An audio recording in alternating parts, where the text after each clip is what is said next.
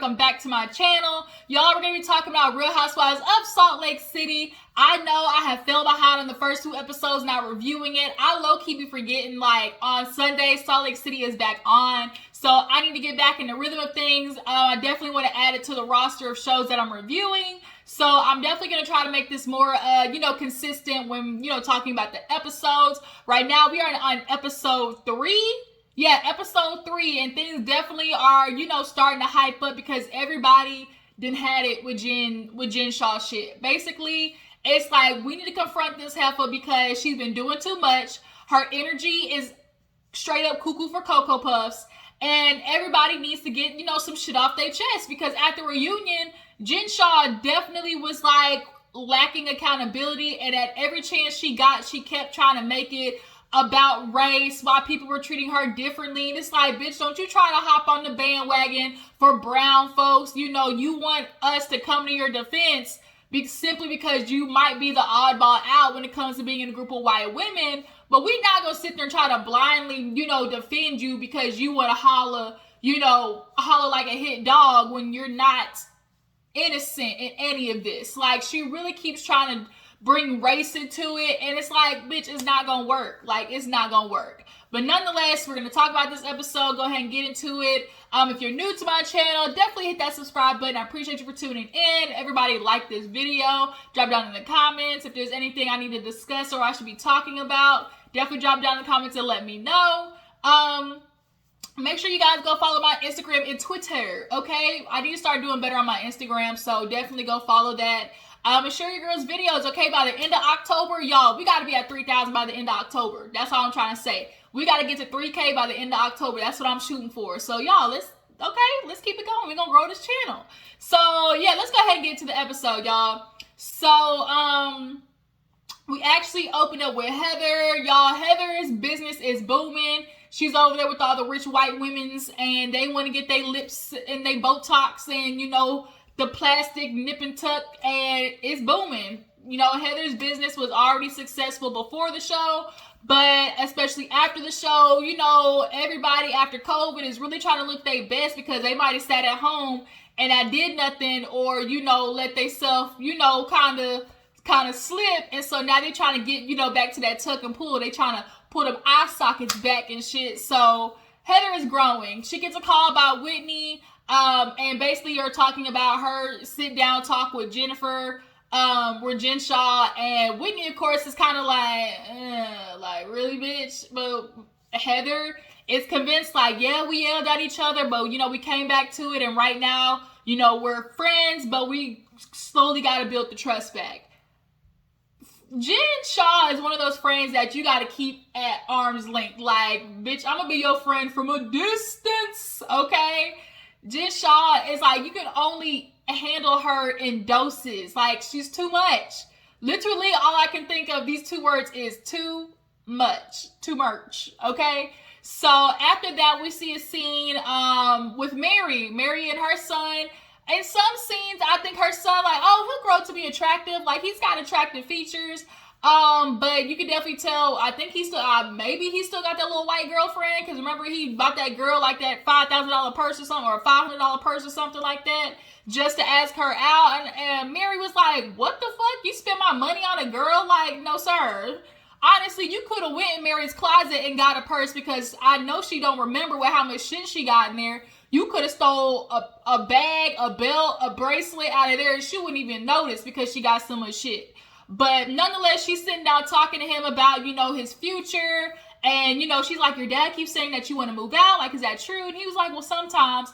And she's like, well, that's good. You're going to go to the army. You're going to go, into the service because that's what your dad did. And, look where he's at now. Mary views going into the, service as a lot of people as this noble thing. And, they'll pay for your education and da-da-da-da. But it's kind of like, you don't know what's going to happen. Obviously, COVID showed, like, damn, like, they really, honestly, half the people who come back from serving would tell their families or, like, their kids not to do it simply because the fact that we even have homeless veterans shows how shitty this country is. There should not be a homeless veteran Period. If they put their life on the line, why is this person homeless? They come back home with PTSD, all types of stuff, like have no money, like there is no transition for them, and a lot of them get into depression and commit suicide, and our country does nothing about it. Fuck the service, if you ask me. But she's like, well, if you want to move out, how you plan on paying for things? And he's like, well, you know, that's what I was thinking about. And she's like, look, the only time you're gonna be grown is when you start paying bills in this bitch, and until then, you're not gonna be walking in and out of my house. I definitely understand, like, it's an awkward phase when it's time to be an adult and grow up, because a party was ready but also scared. You're like, I'm ready to go out into the real world, but it's like, oh shit, you need money for that. Like, when you become an adult, literally, that cha-ching, cha-ching, cha-ching, that money, everything is just money. Like, I want to go back to being a kid so bad. These bills come around, like, they be beating you up, bro. You be like, damn, I just paid this bitch off like 2 weeks ago. It felt like it just come full circle. These bills be coming around. But, you know, he's definitely going to have to figure, you know, that out if, you know, you want to stay at home and do whatever career you want to do, or if you're ready to go out in the real world and, you know, time to pay for your own shit. But Mary's basically saying go to the army or whatever. Because she ain't trying to spend no money on him either. At least the army will cover everything is in her eyes. So moving on, we see Meredith. She's doing kind of an event at her home. You know, at her boutique, she kind of offers, like, you know, exclusive fashions and whatnot. So she invites friends over, you know, to get kind of like the first peek. You know, the first peek at everything and kind of get first dibs on what she's bringing into her store. So they invite Mary over because Mary kind of became close with Brooks, being that they dealt with the same shit, you know, from Jen Shah being super extra and aggressive and just out of line. So she comes over, they're all looking at the fashion. Some of the stuff was cute, definitely, but Mary messy ass, when it was asked about Meredith's fashion, she was like Meredith's fashion, you know, how do I want to say this? And the only thing I'm thinking is like, bitch, you got on this goddamn diamond checkered hat trying to talk some shit about Meredith's fashion. And her son made me laugh. He's like, all of this is straight Meredith because she loves a blazer. They did all the pictures. Meredith loves a blazer. She could come up with a damn blazer collection. But Meredith's fashions aren't bad. Like Mary says, like, they're not bad. You know, they're Meredith. You know, they work for Meredith. They're not bad, but it's not like, ooh, boo, you killed that. It's not, you know, like, no, just, ooh, fashion. You know, it's just like, oh, girl, that's cute. You know, it's cute. Kind of like one of them. So Mary and Brooks sit down, and he's just kind of filling in Mary on how he's feeling about basically being tagged on Twitter because Jen is liking, you know, certain posts and retweeting certain posts, and, you know, somebody was like, Jen Shah should slap that sissy bitch, and like she liked it. And so he's like, I've never had to deal with anything like that. And the only thing Jen has on him is the fact that he told the world that he saw your punani. Like, you had your vagina out to the world. This son, and he said some shit like, oh, you know, or she was like, oh, you know, Brooks ain't never seen a vagina before. And he saw your vagina. First of all, you a mom with kids. Why are you having your coochie nana out to the whole world, bitch? Like, they're not even on the same playing field. You sitting there liking shit about a boy, like somebody's family who you consider friend at that. So Meredith's feeling some type of way. So Mary's like, well, why haven't you like called her and say, you know, bitch, this need to stop. Like, you talking about my son. And that's kind of my thing too, but I definitely feel like Meredith's one of those people, like, I'm just not even going to give my energy to it, as she like to say. I digress. I am, you know, disengaging. This definitely was a disengaged moment for her. And I think she also just didn't do it because she knows like Jen Shah is not going to give her the real. So, you know, they talk about the invitation to the fishing and stuff like that. So she's like, Mary told her, like, this would be a good time for y'all to talk. So speaking of the fishing thing, I forgot. Oh, Jen, Lisa, and I guess another friend ended up doing like ski biking. The shit actually, like, you know, looked fun. Jen took it as, you know, Lisa's good at everything, so I'm gonna find something she don't know how to do. So, you know, I could be better than them. And then bitch ended up falling, literally the first one to fall on the floor going down the hill. But they ended up doing that, and Lisa and Jen end up sitting down and talking about the group getting together. And Jen's like, well, I really feel like it's time to have an outing. How are things with you and Heather and Whitney? And she's like, well, Heather, she's manipulative, and Whitney, like, she just really seems like she wants to have like a problem with me. Like, I don't understand. They keep saying that I'm, that I make them feel, beneath, and I feel like I'm better than them, and that's just not true. And Jen's like, well, look, you got to show them that's not who you are. So show up and be nice to them so they can't be blaming you for those things. And Lisa bothers me because she does walk around with this air of like, conceitedness. Like, she's confident, but she definitely has a way of like saying shit to just kind of like belittle people. And I don't know whether she's aware of it or not, but that's the thing. Like, Lisa, if people are telling you this is how you make me feel, like, bitch, you gotta listen.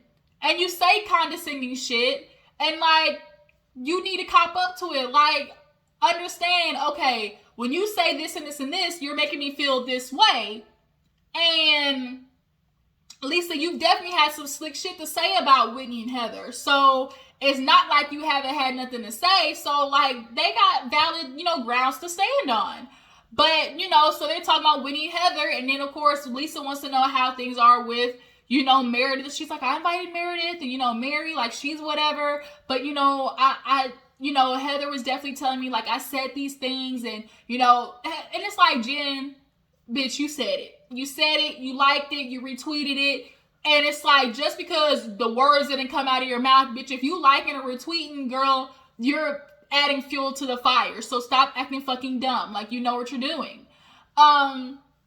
So she ends up asking Lisa, like, oh, Lisa, I want to do this outing. So what's your weight, your eye color, your full name and your number? And Lisa's like, what are we doing? She's like, it's a surprise, but okay, we're going ice fishing. So that's why they need to know your weight and everything. And she's like, oh, okay. But you asked for eye color, her weight, her full name, the information. She's like, I swear I'm not trying to take your identity. And bitch, that was foreshadowing, wasn't it? Like, she sure did basically have like, like, girl, eye color and full name. Like, bitch, who you trying to fool?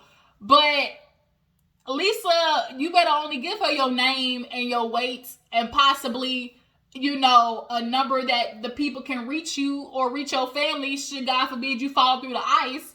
But other than that, like, Jen Shaw, you was looking for information that you did not deserve. So, after that, we see a cute little scene with Jenny. Yeah, her name is Jenny. I love Jenny's family. Her daughter is just super cute. She has that kind of spunk to her.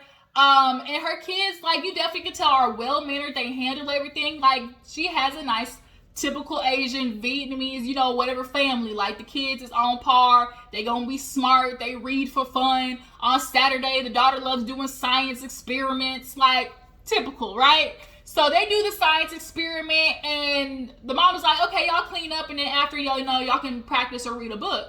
And you saw how they cleaned that kitchen was nice after. They was wiping the counter, and the son was washing the dishes, and they all three had a group effort into getting the shit done. And that's how them Asian households are ran. They do not be playing. If not, they gonna pull that damn switch out or have a book and beat your ass with it. Like, that's how them Asian families be. But her husband, Jenny's husband, nigga, we gotta talk. So he pulled Jenny to the side, and immediately when he said, oh, baby, our kids, they're just so great. The minute he said that, I knew exactly where the conversation was going. Baby, our kids are so great. We should have another one. And she already told you, nigga, no. Like, we have 3 kids, and then to hear her story of her saying we had 9 miscarriages. Like, most people usually typically stop at 2 or 3. And then after that, go for like IVF. And I don't know if they did IVF and like had miscarriages with that. But she had 9 miscarriages and had 3 C-sections. C-sections, bruh. And here you are being selfish, only thinking about yourself and this, whole lineage that you want to leave and looking good for people having all these kids because in their culture, more kids means more wealth. So all you're doing is caring about what others see and not caring about your wife's health. Like giving birth is the closest to death a woman is going to be. She's literally pushing out a human out of her body. And men just be so quick to, just have a baby because they don't have no responsibility ties to it. The woman is the one breastfeeding, taking care of the children. We already see that you are working a lot, so Jenny's the one taking care of the kids. Niggas be so quick to just just have a baby because it's not hard for them. They not playing no part in the actual grimy shit when it comes to raising kids. So for Jenny, all he sees is just get pregnant. We're going to push out another baby. And if it's a C-section could go wrong. You are lucky that through the 3 C-sections, nothing happened. You know how common it is to get blood clots and the blood clots shoot to their lungs or their head and aneurysm, flatline, just like that. And you're willing to risk your wife's health for your ego. Fuck out of here. Honestly, fuck out of here. So finally we get to ice fishing. Heather and Whitney on the way. Whitney's like, okay, I'm going to break the ice. I'm going to bring a life jacket, because Jen basically threatened to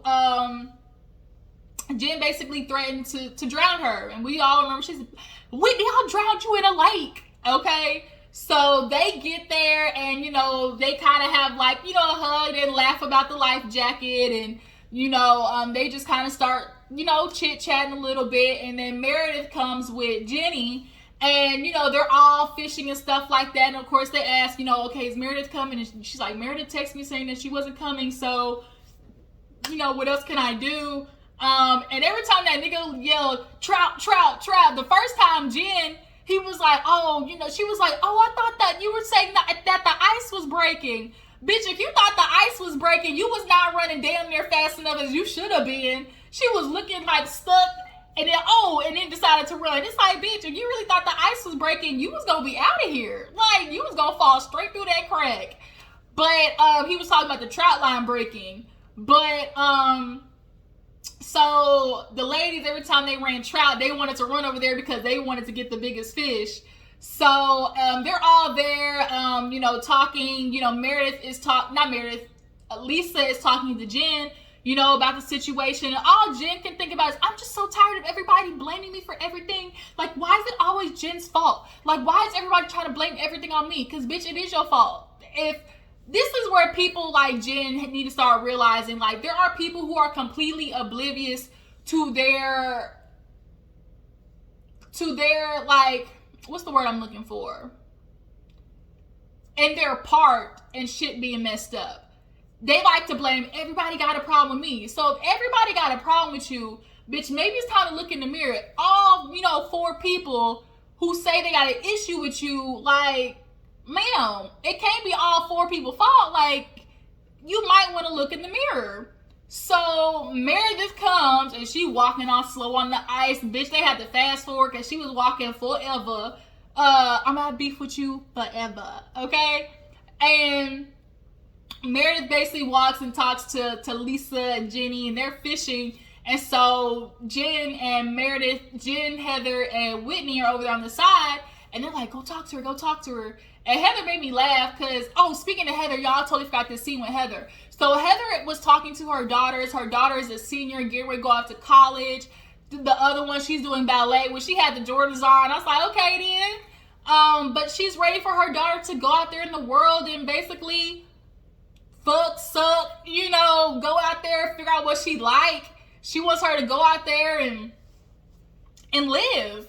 In the Mormon world, women, she's like, I sent my daughter literally to do a Mormon trail, pushing cans and Mormon outfits, basically just training her to be this blonde wife for another man who's basically gonna abuse her and treat her like shit, and expect her to be a mattress and a mule. She's supposed to, take care of the kids, take care of the household, and have sex with her husband. Men want women to juggle 600 different things on a unicycle, blindfolded. Oh, and by the way, I want you to do it in lingerie and some nipple pasties. like, she doesn't want that for her daughter. She's like, I want my daughter to be the good time girl that I wasn't. And I am so glad to hear a mom say that. Like, we need more parents to understand that your child's gonna go out there and like they're gonna grow up and they need to make these mistakes now instead of later. Like she said, like she's 18, 19, go out there and make these mistakes now and figure out who you are. So when you do finally settle and marry down, you know for sure, like, you went to Baskin Robbins and you tasted all 31 motherfucking flavors, okay? But yeah, so I forgot about that part with Heather, but nonetheless, they pushed Jen to go over there and sit with Meredith, and so they are sitting beside each other. She's like, well, Meredith, you know, you just need to tell me what's going on. And she's like, Jen, my son has been a victim of you liking homophobic tweets and, you know, retweeting stuff, and of course, I didn't do that. What do you mean, Meredith? And she's like, oh, really? We going there? Okay, I'm gonna have to pull it out. She said, ding, here on Twitter on so-and-so day, you liked, oh, you know, so-and-so Brooks this and that. And so Jen is like, well, that wasn't me. And she's like, bitch, that's your name and the verification check right next to it. What do you mean? She's like, well, I don't run my Twitter. And then we got the Monique from Real Housewives of Potomac excuse. I don't run my Twitter. Housewives, we understand you might not run your website or your Twitter, but there is no way that the person who is running your shit is not coming back and telling you when a post, you know, gets like hella tweets or, you know, hella likes or, you know, is, you know, gaining traction. Like, they're gonna come and tell you that shit. Like, Jen, we're not stupid. A lot, and like Meredith said, like, here it is, my son is now being a victim of your shit. And even though we all know Brooks can be, you know, a little extra, and we might all know that he got a lot of sugar in his tank, but nonetheless, Jen, you have no right to be attacking someone's child, okay? Somebody's child. And Meredith was like, Jen, what are you talking about? This is you. She got so upset. Finally, she's like, you know what? I can't do this shit. Like, she's like, I'm done. I can't get it. I'm so freaking upset. Jen, here she is, deflecting and, you know, pushing everything. Her damn $1,000 glasses flew off, and Meredith is over, and Lisa's over there trying to get Meredith to calm down. Of course, Jen is like, I'm not going to keep doing this. I'm not going to keep having everybody blame me for stuff that's going on. And it's like, Jen, bitch, you play a part in this. Like, you play a part. So now Jenny, she decided, bitch, do you want to be her friend? Do you want to be her friend? Well, then y'all need to shut the fuck up and listen to each other. And so Meredith, one last time, is like, Jen, my son was dealing with so much stuff on Twitter, and you can understand how that affects somebody's mental health. You can tell, like, it was kind of getting to Meredith. And Jen, here she go with the shit that she always does. Well, don't you understand, like, my kids have, like, Meredith, how do you think my kids feel? Meredith's like, bitch, what did I do to your sons? Everybody, like, bitch, ain't nobody said nothing about your kids, not directly about your kids. And then she was like, what did I do? And here go Jen trying to make some shit up. Well, how do you think they feel that Brooks was pointing out that they saw my vagina? Well, bitch, he did. Like, if he did see your vagina, he has every right to sit there and say he was disgusted. Grown-ass woman letting her coochie out for the world. And your sons, I'm sure, realize what type of woman you are. They see your tantrums, all type of shit. Your husband got tired of your tantrums. Like, Jen, we need to see her at a therapist's office ASAP. Okay? ASAP. Expeditiously. We need to see Jen in somebody's goddamn couch or chair, sitting down, looking at the sky with the ceiling fan spinning, talking about how was your childhood. Like, Jen, enough is enough. And so now, because Jen wants to pull the, but this happened to me, Meredith said, bitch, fuck it, I'm done. And she walks away. And of course, Jen is like, I'm not going to keep doing this, Heather.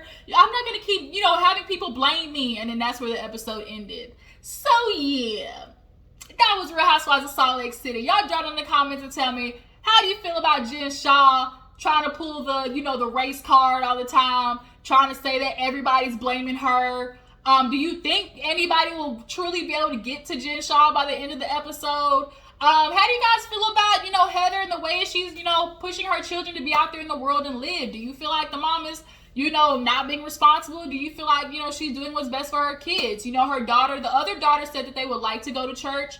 And she's like, I'll support you with that. You know, so that's good that she's not forcing them either way. What do you guys think about Lisa? Like, Lisa just kind of gives me like an icky feeling. Tell me how you feel about Lisa, and how do you guys feel about Jitty, her as an addition, and her husband, about him trying to force her to have another baby? I appreciate y'all for tuning in. Go follow my Instagram and Twitter, and I will catch you guys later. Love y'all. Deuces.